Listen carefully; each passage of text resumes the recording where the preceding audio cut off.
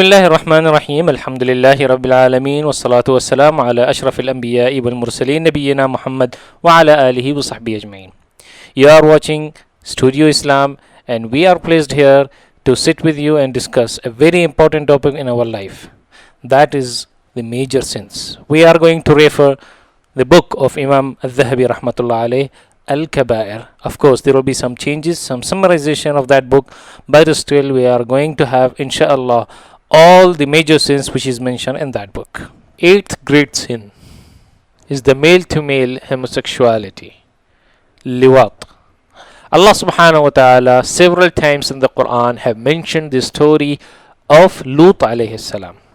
And the punishment Allah subhanahu wa ta'ala mentioned about this nation is so detailed that no other nation have this much of detail. Allah subhanahu wa ta'ala, before He punishes them, He made them to get blind. Then Allah subhanahu wa ta'ala sent upon them a shout. Then Allah subhanahu wa ta'ala made the whole city taken up by Jibreel alayhi salam, then turned upside down, and then put back on the ground. And afterwards Allah subhanahu wa ta'ala sent upon them the stones of sijil, which is made of a very well cooked stones, of a very hot stones sent on this ground. Today a sign of Dead Sea is the place for this nation, and that is all because of this sin is very great, and one of the unnatural thoughts came. Of course, Shaitan wants us to lose the humanity. He wants us to follow the desires. He wants us to become out of the nature which Allah subhanahu wa ta'ala have created. So he have put all his effort to misguide us. Today the whole world is working to make the homosexuality a legal process, and they are providing the facilities without looking how dangerous it is and how much it is harming the society and how it is getting something unnatural. Of course, we Muslims, we know the truth, and we know this is one of the great sins which we have to avoid.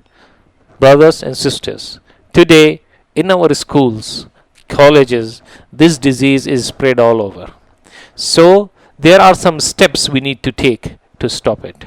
Please keep an eye on our children in the schools, and let's know what kind of company they have and they follow. Also, we need to check what kind of sites they are seeing and they are watching, and along with that, the best thing is let's them have the fear of Allah subhanahu wa ta'ala wherever they go. If they got this power, then they can be safeguarded any place they go, and we don't bother. But if they don't have the fear of Allah subhanahu wa ta'ala, they will be under a misguidance of anyone who want to misguide them. According to the Islamic ruling, if the person is found having homosexuality, if a man is found having a homosexuality, then the punishment in this world for him is to be killed. But that requires an Islamic government.